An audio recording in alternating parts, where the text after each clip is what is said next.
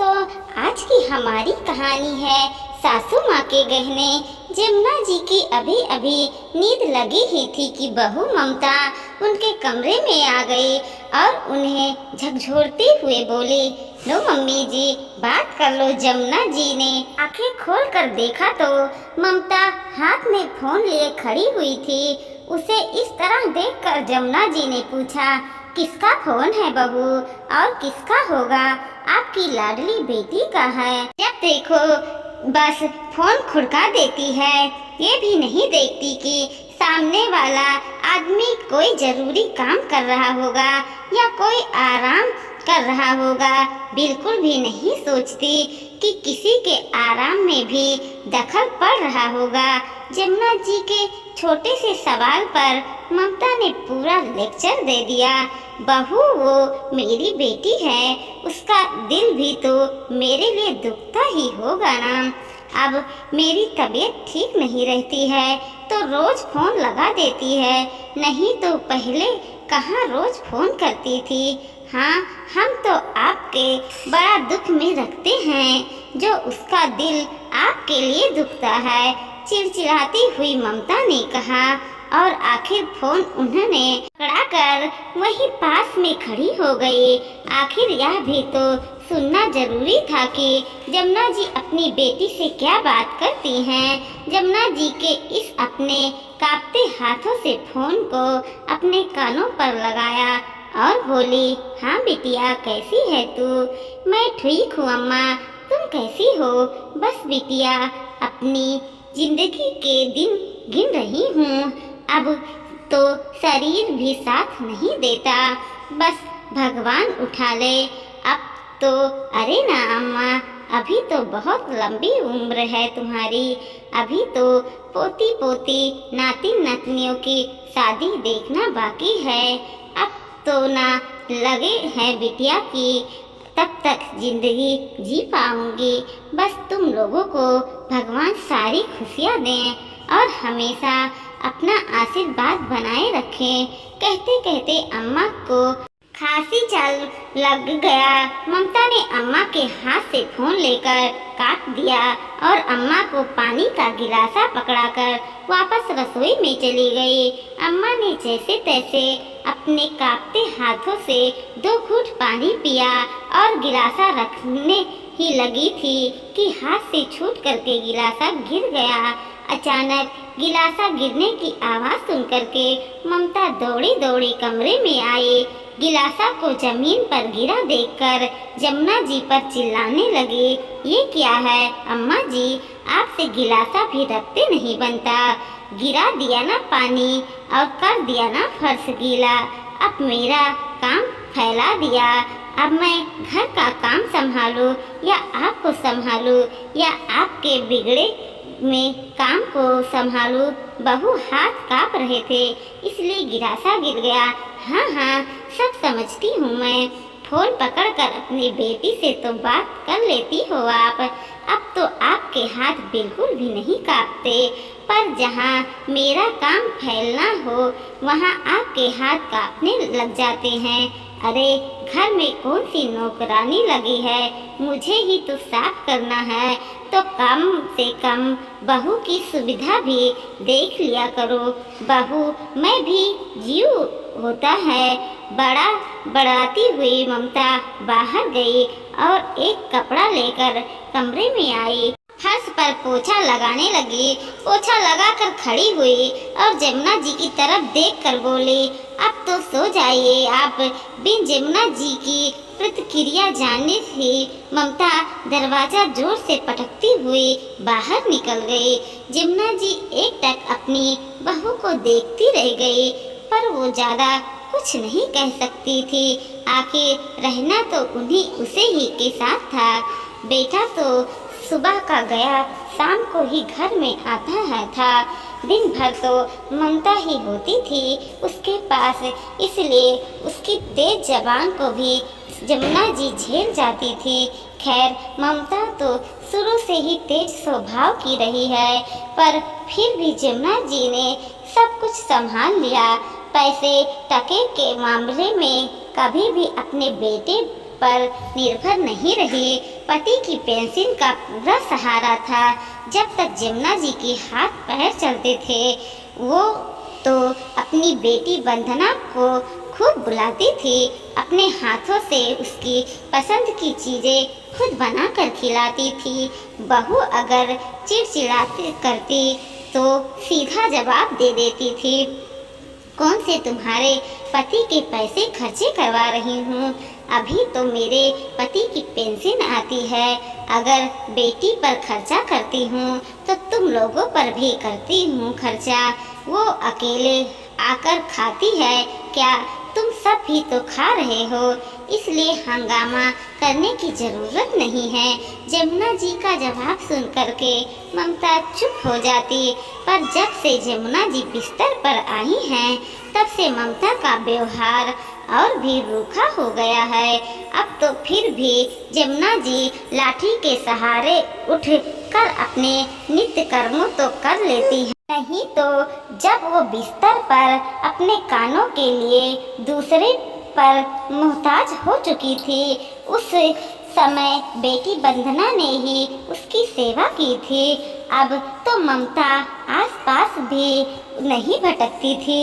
उन 10 दिनों में वंदना ने इस घर में रहकर जमुना जी की खूब सेवा की थी। लेकिन जैसे ही जमुना जी धीरे धीरे लाठी के सहारे खड़ी होने लगी और अपने नित्य कर्म और अपने आप ही करने लगी, उसके बाद से ही ममता ने अपना व्यवहार वंदना के प्रति और रूखा कर लिया।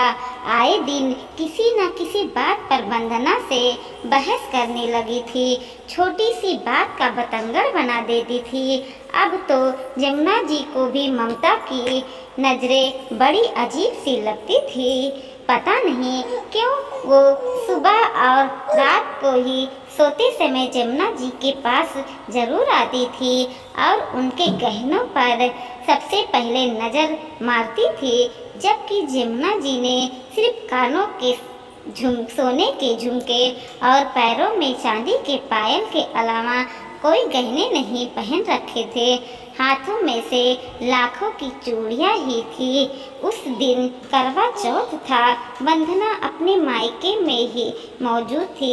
वंदना अम्मा जी की तबीयत का सुन करके जल्दबाजी में तो आई थी, तो ढंग के कपड़े भी नहीं लाई थी। तो अम्मा के कहने पर उनकी अलमारी में से उनकी भारी सी साड़ी निकालकर उन्हें पहन लिया। वो साड़ी जमुना जी के लिए ममता के मायके से आई थी। ये देख कर के ममता गुस्से से आग बबूला हो गई और वंदना पर चिल्लाने लगी, किससे पूछ कर तुमने अम्मा जी की अलमारी खोले? सब जानती हूँ मैं कि इस घर में क्यों रुकी हुई हो। अरे अम्मा की सेवा तो बहाना है, सब कुछ हड़प कर ले जाना चाहती हो अपने साथ, और पता नहीं क्या क्या निकलवा आया होगा अलमारी से। उसकी बात सुन करके वंदना की आंखों में आंसू आ गया और वो बोली, भाभी अम्मा ने कहा था इसलिए पहन ली, सब जानती हूँ तुम्हारा त्रिया चरित्र। अम्मा की बातों में फुसलाकर सब कुछ अपने नाम करवा लेना चाहती हो। बहू बस कर, क्या बोले जा रही है? तुझे पता भी है एक साड़ी क्या पहन लिया, उसमें इतना बड़ा हंगामा कर रही है। मेरी चीज़ों पर मेरी बेटी का भी हक है। क्यों अम्मा जी रहती हो हमारे साथ, फिर बेटी का काहे का हक? हम इसे तो मैं एक फूटी कौड़ी भी ना लेने दूँ। यहाँ की हर चीज़ पर सिर्फ मेरा हक है। बस करो ममता, तुम्हें शर्म नहीं आती? अम्मा से लड़ते हुए अचानक माधव ने अंदर आते हुए कहा। माधव को देखकर ममता चुप हो गई, लेकिन घर का माहौल तो खराब ही हो चुका था। ये आए दिन का किस्सा होने लगा था। आखिर जमुना जी भी कब तक बर्दाश्त करती? खुद ही ऐसी स्थिति में थी कि ज़्यादा क्या ही बोलती, इसलिए उन्होंने वंदना को खुद ही जाने को कह दिया।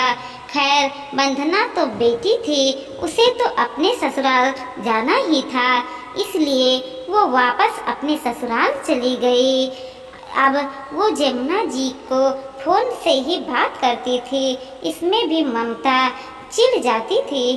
कई बार तो वो जानबूझकर बात ही नहीं करवाती थी। खुद से भी कुछ नहीं होता और बेटी वंदना को भी आने नहीं देती। पता नहीं मन में क्या वहम पाल रखा है। ममता को ऐसा क्यों लगता है कि वंदना कहीं संपत्ति में से हिस्सा न मांग ले और अम्मा मरने से पहले दे भी न दे जाए। बेटा माधव भी ज़्यादा कुछ कहता नहीं था, क्योंकि रोज घर की शांति भंग होने लगी थी। इसलिए अम्मा ने ही उसे चुप रहने के लिए कह दिया। खैर जमुना जी अपने पलंग से जैसे तैसे उठी और लाठी का सहारा लेकर के बाथरूम की तरफ जाने लगी। लेकिन पता नहीं क्यों आज पैर लड़खड़ा गया और वो जमीन पर गिर पड़ी। अचानक कमरे में गिरने की आवाज़ सुन करके बहू कमरे में आ गई और जमुना जी को गिरा हुआ देख करके बोली, अरे अम्मा जी, क्या हाथ पैर तोड़वाने का इरादा है? यदि हाथ पैर टूट गया तो मुझसे तो नहीं होगा आपकी सेवा। जैसे तैसे झल्लाती हुई ममता ने जमुना जी को सहारा देकर पलंग पर बैठाया। पलंग पर लेटाते ही जमुना जी ममता से बोली, बहू, मेरे शरीर में बिल्कुल जान नहीं रही। कब मेरे प्राण परीख उड़ जाए। एक बार वंदना को यहाँ बुला दे। मैं बस एक बार उसे देखना चाहती हूँ, उससे मिलना चाहती हूँ। ठीक है, बुला देंगी, कहकर जमुना जी को ममता वहीं छोड़कर अपने कमरे में आ गई। पता नहीं अपनी बेटी को क्या देने के लिए बुला रही है। मैं तो बिल्कुल फोन नहीं करूँगी, मन ही मन सोचती हुई ममता ने वंदना को फोन करना ठीक नहीं समझा। रात को माधव घर पर आया तो अम्मा के कमरे में गया। वहाँ अम्मा को सोता हुआ देखकर वापस बाहर आ गया। सुबह उठकर जब जमुना जी के कमरे में गई तो जमुना जी के प्राण परीख उड़ चुके थे, पर उसे इस बात का बिल्कुल ख्याल नहीं था कि उसने जमुना जी के कहने के बावजूद भी वंदना को बुलाया नहीं, बल्कि बिना वक्त गवाए वो फटाफट अम्मा के शरीर पर से गहने निकालने लगी। लेकिन तब तक माधव भी उठ करके आ गया। उसे अम्मा के शरीर पर से गहने उतारते देखकर माधव बोला, क्या कर रही हो तुम? अम्मा के गहने क्यों उतार रही हो? तुम्हें पता है ना, अम्मा को गहने पहनकर रखना बहुत पसंद है। अरे अब काहे की पसंद, अम्मा तो गई। अचानक ममता के कहने पर माधव फटाफट अम्मा के पास गया और उनके शरीर को छू कर देखा। अम्मा शरीर ठंडा पड़ चुका था। शायद काफ़ी देर पहले ही उनकी मौत हो चुकी थी। तुम्हें शर्म नहीं आ रही है? अम्मा के गहने निकालने में लगी हुई हो। बता नहीं सकती थी कि अम्मा अब छोड़कर जा चुकी हैं। अरे अम्मा तो जा चुकी हैं, कहीं गहने भी न चले जाए इसलिए निकाल रही हूँ। अभी लोग आ जाएंगे तो सबसे पहले गहने ही हटाएंगे। कौन लोग आकर हटाएंगे? माधव ने प्रश्न किया तो ममता उसे घूरते हुए बोली, तुम्हारी बहन और कौन? वहीं एक ही जिसकी नज़र है इन गहनों पर। इसके आगे माधव ने कुछ नहीं कहा। बस कुछ देर तक ममता की लालच भरी नज़रों को देखता रहा, जबकि ममता अपने काम में लगी रही। थोड़ी देर बाद उसने वंदना और बाकी रिश्तेदारों को फोन कर अम्मा के संसार से कूच कर जाने की खबर दी। जब क्रियाक्रम हो गया तो वंदना वापस अपने पति के साथ जाने लगी। तब माधव वंदना से बोला, वंदना, तू तो इस घर की बेटी है, तुझे तो कम से कम 15 दिन तक रुकना ही चाहिए। नहीं भैया, जिस घर में अम्मा ने खुद ही जाने को कहा दिया था वहाँ मेरा रुकना ठीक नहीं। फिर तुम तो सब कुछ जानते ही हो, अपनी स्वाभिमान की रक्षा तो मुझे खुद ही करना है। अब तो अम्मा भी नहीं रही, अब तो मेरा मायका भी खत्म। कहते कहते वंदना की आंखों में आंसू आ गए। माधव ने देखा कि ममता अपने रिश्तेदारों से घिरी बैठी है, पर एक बार भी उसने वंदना को सामना नहीं दी। सच आज वाकई उसकी बहन का मायका खत्म हो रहा था, पर फिर भी माधव ने भी वंदना को रोका नहीं। वंदना अपने पति के साथ बाहर आ गई। दोनों रवाना होने वाले थे कि इतने में माधव फिर वंदना के पास आया और एक छोटी सी पोटली उसे देकर बोला, ये अम्मा ने तेरे लिए दिए थे, ये ले जा, ये अम्मा का आशीर्वाद है। इन्हें खुद अपने हाथों से मुझे दिए थे कि वंदना को दे देना। और रही बात मकान में हिस्से की, तो नहीं भाई, मुझे कुछ नहीं चाहिए। मैं जानती हूँ कि आपकी स्थिति भी इतनी अच्छी नहीं है, आप तो ये अपने पास ही रखो। पर वंदना, ये गहने तेरे हैं, इस पर सिर्फ और सिर्फ तेरा हक है। इससे पहले ही कि तेरी भाभी के साथ रहकर मेरे भी नियत खराब हो जाए, तो उन्हें ले जा। और रही बात मायके की, तो जरूरी नहीं कि तू यहाँ आए, मैं तेरे पास आ जाऊँगा, तेरे स्वाभिमान को खत्म नहीं होने दूंगा। मायके का आंगन न सही, भाई का दामन तो है। अपनी भाई माधव की बात सुन करके वंदना उसके गले लगकर फूट फूट कर रोई। कुछ देर बाद जब मन हल्का हुआ, तब माधव से विदा लेकर के वंदना वहाँ से रवाना हो गई। वो दिन था और आज का दिन है। वंदना कभी अपने उस मायके के घर में नहीं गई।